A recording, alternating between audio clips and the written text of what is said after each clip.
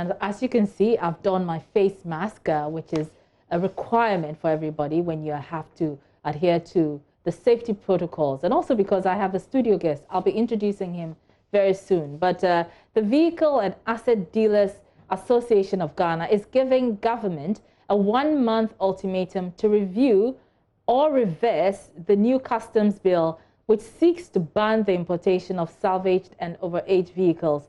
According to the union, the law is not favorable to the ordinary Ghanaian and will also push them out of business. The union at a news conference called on government to reverse its decision or face their wrath.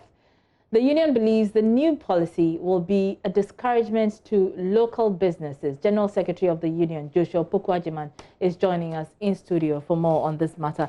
Thank you for your time. So tell me, which aspects of this policy are you not comfortable with?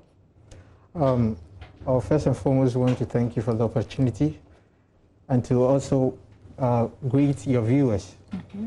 There are a couple of sections in the amendment bill which we are not comfortable with, and we think is a threat to the survival of our business.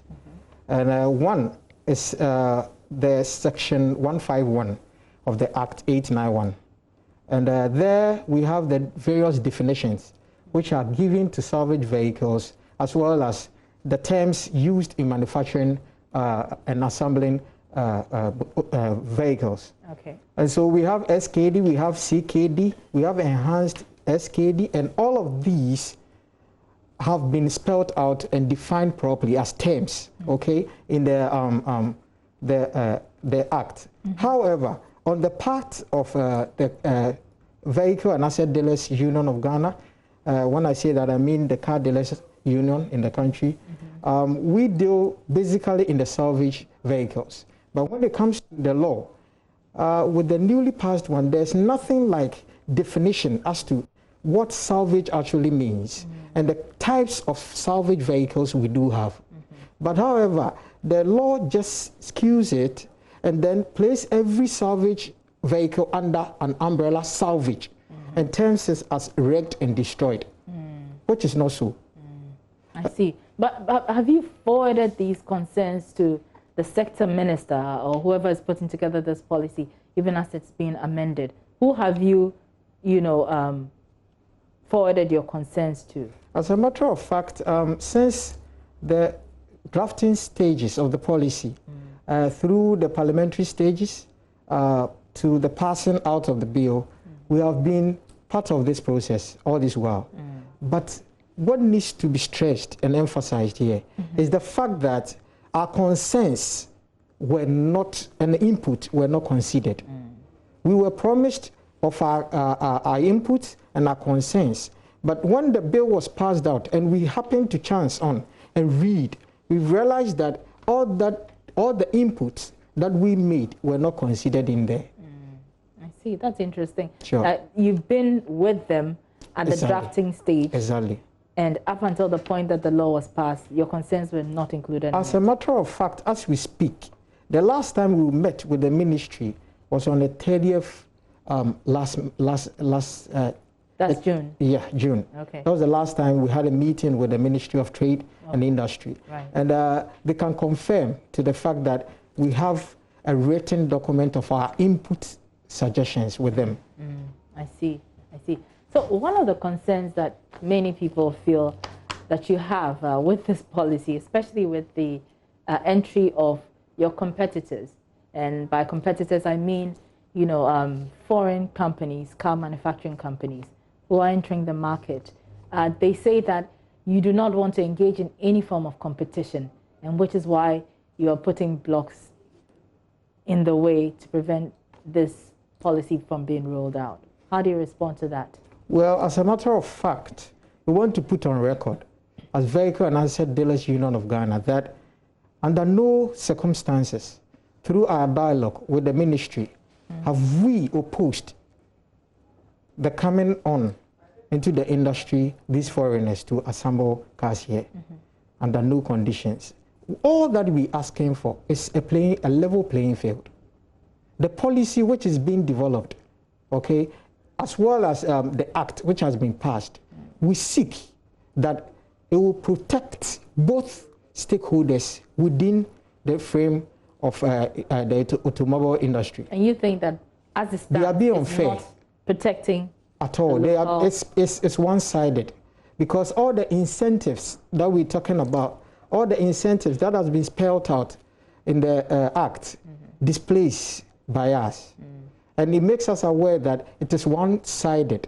For instance, we know that they are being granted rebate on fully built units in case they import fully built unit. They have that rebate, and they have tax holidays up to 10 years. Okay, they are not paying duty on the cars they bring in, or even the CKDs on the SKDs. However, we are made to pay. We don't have issues with that, because that has been a small way of contributing to the development of the country. And so we have no issue. However, if the ground is not that level for us, we don't expect this act to come at a time where we are paying duties already, and then you want to increase the duties we're paying already on these cars, and go further on to ban the cars or the products which you know we're dealing. That is not fair. It means that we are being kicked out, and the foreigner comes in and controls what we have toiled and preserved jealously over the years. But how do you respond to those who say that this may be a way of government's way of sanitizing the industry? I want you to come again on that one, sanitizing as in how? Because, well, they want to make because if you want to sanitize the industry, I would want you to come up with whether you're talking about the health implications or you're talking about which side. Because all these while, car dealers have been bridging that gap of 90,000 importation of vehicles yearly into the country. According to the records, when you say they are bridging the gap, what exactly do you mean? According to the records, cars, 100,000 pieces of cars are imported into the country annually. And out of this 100,000, 90,000 of them are being imported into the country by us. It's only 10% of that whole thing that these dealers bring in. I mean, the foreign dealers bring in. And so imagine that there was nothing like that importation of 90,000 vehicles into the country, hence making it 100,000. Well, who will fill the gap? Who will bridge that gap? Who will supply the remaining to make sure the demand is being met in the country? And we have been up to the tax all these years. And as a matter of fact, it's become so attractive in the country. And what has become so attractive? I mean, the sale of automobile. And it's all because that we took it upon ourselves, not with the help of any government or with the help of any other body, but as individuals, to make sure we import cars into the country to satisfy the needs and the wants, and to present to the customer that kind of variety. I see. Interesting. So what's the implication, or what implication do you see this having if indeed the government does not amend the law as you are seeking, or amend it to reflect, you know, the concerns that you had raised earlier as it was being drafted? Currently, Vehicle and Asset Dealers Union of Ghana is made up of a membership of not less than 7,000 across the country. And these are members, you know, there's freedom of association. And so these are members who have opted out freely to be part of us. There are others who are not even under the union. Okay? So we're talking about those people, plus their families and their dependents, as well as the value chain that we have. The value chain that we have, we talk about sprayers, we talk about straighteners, mechanics, air condition technicians, we have auto electricians, even to the extent of having tow drivers who tow our various cars from the port to the various garages we want to fix these cars. Not to even mention Swami Magazine, Kokompe, Abusioka, and the people who are there who are solely dependent on the importation of these vehicles. And so the impact will be very great. I see. Interesting. So what action is the association going to take in light of these concerns that you're raising? For now, since the draft stage, as I said, We were being patriotic citizens because we haven't been against the introduction of these assemblies, and so we were listening to all that they had for us. We followed out through the procedure and the process. But we have realized that all this while, our concerns have not been heard, and they haven't been considered. Right. And so we needed to come out, because the law which is being passed is for the people of Ghana.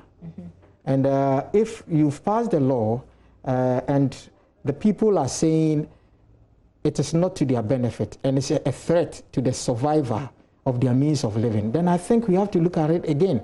And besides, not all Ghanaians will be able to support the purchase of brand new cars. Because some of the lower and the middle classes in the economy, I don't think their salaries and wages will be able to support the servicing of a loan for a brand new car. And so we have come out this time around. We want the general public to hear of it. And then, since it's not a decision which, when taken, will just impact on VADAC as a union, but has a lot of value chain dependents that will also lose their jobs. It's better we come up this time around, make it known to all of us, and it's up to us as a people and a country to take a decision on this one. All right. Thank you so much. That's Joshua Opoku-Agyeman, right? Yes, please. Secretary of the Vehicle Asset Dealers Association. Thank you very much for your time.